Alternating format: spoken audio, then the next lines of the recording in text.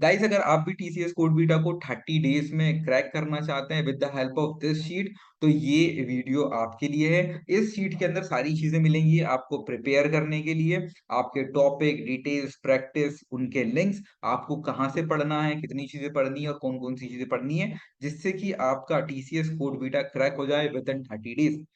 Hi everyone, this is Kapil और TCS CodeVita season 12 announce हो चुका है। इससे पहले 11 साल से एग्जाम होते हुए आ रहा है। 2021 में मैंने ये एग्जाम को क्लियर किया था। सो मैं बहुत अच्छे से गाइड कर सकता हूँ तुमको कि विद इन 30 डेज आप इस एग्जाम को कैसे क्लियर कर सकते हो। आज की वीडियो में गाइस हम बात करने वाले हैं इसकी हायरिंग प्रोसेस के बारे में, इसके एग्जाम पैटर्न के बारे में, इसके एलिजिबिलिटी क्राइटेरिया के बारे में, और कैसे आप इस एग्जाम को 30 डेज में कंप्लीट और क्लियर कर सकते हो। गाइस, मैंने इसके लिए एक शीट बनाई हुई है। गाइस, आइए जान लेते हैं इसकी हायरिंग प्रोसेस को। तो इसमें बेसिकली 4 स्टेजेस हैं। पहली आपकी रजिस्ट्रेशन, आपको रजिस्ट्रेशन करना है इनकी ऑफिशियल वेबसाइट पे, और वेबसाइट का जो लिंक है आपको डिस्क्रिप्शन में मिल जाएगा। रजिस्ट्रेशन करने के बाद में आपको ना मॉक वीटास के कुछ लिंक आएंगे। मॉक वीटास मतलब कि ऐसे एग्जाम, ऐसे मॉक एग्जाम जिसकी हेल्प से आप अपने, अगर आपका जो सिस्टम है वो इसके लिए कंफर्टेबल है नहीं है। उसके बाद में होंगे हमारे राउंड। इसमें गाइस 3 राउंड होते हैं। ठीक है, तो पहला होता है प्री क्वालिफायर राउंड, दूसरा हमारा क्वालिफायर राउंड, और थर्ड जो होता है वो मेन राउंड। ठीक है, तो अगर आपकी रैंक फर्स्ट राउंड के अंदर ही अच्छी रैंक आ जाती है, तो आप टीसीएस के 3 LPA से लेके 11 LPA तक के पैकेज के लिए एलिजिबल हो जाते हो। ठीक है, अगर आपकी सेकंड के अंदर बहुत अच्छी रैंक आ जाती है, तो आपको 11 LPA का पैकेज तो मिलेगा ही, साथ में आपको अपनी मर्जी की जो एडवांस टेक्नोलॉजीज के प्रोजेक्ट्स जो होते हैं, AI ML के, मशीन लर्निंग के, वो वाले प्रोजेक्ट्स आपको मिल जाएंगे। ठीक है, और थर्ड राउंड के अंदर अगर आप टॉप 3 में आ जाते हो, ठीक है, टॉप 3 कोडर के अंदर अगर आप आ जाते हो, तो आपको प्राइस मिलेगा गाइस 20,000 USD। ठीक है, जी हाँ, 20,000 USD का इसके अंदर प्राइस रखा गया है टीसीएस की तरफ से।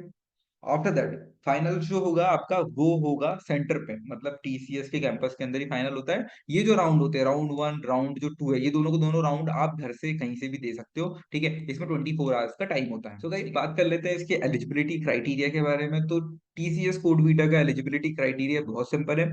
इसके अंदर वो सभी लोग इनरोल कर सकते हैं जो कंप्यूटर साइंस बैकग्राउंड से है या फिर इंजीनियरिंग बैकग्राउंड से है। वो सब लोग जिनका पासिंग आउट ईयर 2024, 2025, 2026 और 2027 है, वो सभी के सभी लोग इसके लिए अप्लाई कर सकते हैं। अब गाइस जान लेते हैं हमारे इसके एग्जाम पैटर्न को, कि यार एग्जाम पैटर्न कैसे होने वाला है। ठीक है, तो एग्जाम पैटर्न में बेसिकली आपके 3 राउंड होने वाले हैं, राउंड 1, राउंड 2, राउंड 3। राउंड 1 के अंदर आपको 6 घंटे का टाइम मिलेगा। ठीक है, 6 घंटे का आपका टाइम मिलेगा। आपको 4 से 5 क्वेश्चन दिए जाएंगे। 24 आवर्स में से 6 घंटे कोई से भी आपके कंफर्ट के हिसाब से आप सिलेक्ट कर सकते हो, और उस बीच में आप इस एग्जाम को दे सकते हो। अगर आपकी इसमें अच्छी रैंक आ जाती है, तो आप एलिजिबल हो जाओगे 3 लाख टू 7 LPA के पैकेज के लिए, और टीसीएस के इंटरव्यू के लिए डायरेक्टली इंटरव्यू होगा। ठीक है, अगर आप इसके अंदर क्लियर कर देते हो, अगर आप राउंड 1 जो प्री क्वालिफायर राउंड है, अगर आप इसे क्लियर कर लेते हो, तो आप आ जाओगे राउंड 2 में। और राउंड 2 में वही आएगा जो कि राउंड 1 को क्लियर कर चुका होगा। ठीक है, इसमें भी आपको 6 घंटे दिए जाएंगे, 24 आवर्स दिए जाएंगे। उसी बीच में आपको जो 3 से 4 क्वेश्चन होंगे वो आपको करने होंगे। और जो जो कॉम्प्लेक्सिटी होगी क्वेश्चन की राउंड 2 में, वो राउंड 1 से थोड़ी ज्यादा होगी। इसमें जितने भी क्वेश्चन होंगे वो डीपी वगैरह से, डायनेमिक प्रोग्रामिंग हो गया, हीप हो गया, ट्री हो गया, ऐसे क्वेश्चन हमको देखने को मिलेंगे। ठीक है, अब इसके अंदर भी अगर आप गुड अच्छी रैंक अचीव कर लेते हो, तो आपको टीसीएस के साइड से इंटरव्यू का मौका मिल सकता है विद अ गुड हाइक, मतलब 11 LPA तक का पैकेज इसके अंदर आपको मिल सकता है। और 11 LPA के पैकेज के साथ में आपको इंटरव्यू का मौका मिल जाएगा डायरेक्टली, सीधा सीधा टीसीएस के अंदर के लिए। ठीक है, अगर आप इस राउंड को भी क्लियर कर लेते हो, तो आप आ जाते हैं राउंड नंबर 3 में। और राउंड नंबर 3 का बेसिक जो तीन चीज है वो है टॉप 3 रैंकर। अगर आप राउंड नंबर 3 के टॉप 3 रैंकर के अंदर आ जाते हो, तो आपको प्राइस मिलेगा 20,000 USD का। ठीक है, 20,000 USD का आपको प्राइस मिलेगा, और साथ ही में आपको एक अच्छी जॉब अपॉर्चुनिटी का मौका मिलेगा टीसीएस की तरफ से।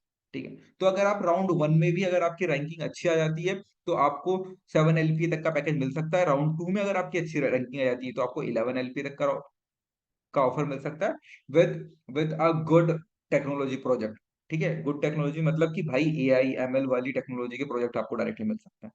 अब भाई देख लेते हैं कि यार इसको क्लियर कैसे करना है। ठीक है, टीसीएस कोड बीटा को क्लियर कैसे करना है। इसके लिए ना आपका डेटा स्ट्रक्चर बहुत स्ट्रांग होना चाहिए। ठीक है, डेटा स्ट्रक्चर आपका अच्छा होना चाहिए। साथ ही में आपकी प्रॉब्लम सॉल्विंग स्किल्स भी अच्छी होनी चाहिए। ठीक है, और इसके बारे में हम बात करने वाले हैं, डेटा स्ट्रक्चर के क्वेश्चन के बारे में, कैसे कैसे क्वेश्चन आने वाले हैं, वो सारी चीजें हम आगे बात करने वाले हैं। ठीक है, अपार्ट फ्रॉम दैट आपकी ना स्पीड बहुत अच्छी होनी चाहिए राइटिंग अ कोड, ठीक है? अगर आप कोड लिख रहे हो तो आपकी स्पीड अच्छी होनी चाहिए। ऐसा नहीं होना चाहिए कि आपने सोच लिया कोड और आप लिख ही नहीं पा रहे हो वहाँ पे, ठीक है? उसके अलावा कॉम्प्लेक्सिटी जो होती है, आपका जो सॉल्यूशन है वो कॉम्प्लेक्सिटी में बहुत ही कम होना चाहिए। ऐसा नहीं होना चाहिए कि भाई आपका जो सॉल्यूशन है वो log n में आ रहा है और वो सॉल्यूशन ऑर्डर ऑफ 1 में माँग रहा है, ठीक है? ऑर्डर ऑफ n में आपका सॉल्यूशन आ रहा है और वो ऑर्डर ऑफ 1 में माँग रहा है, ऑर्डर ऑफ 1 में वो सॉल्यूशन माँग रहा है।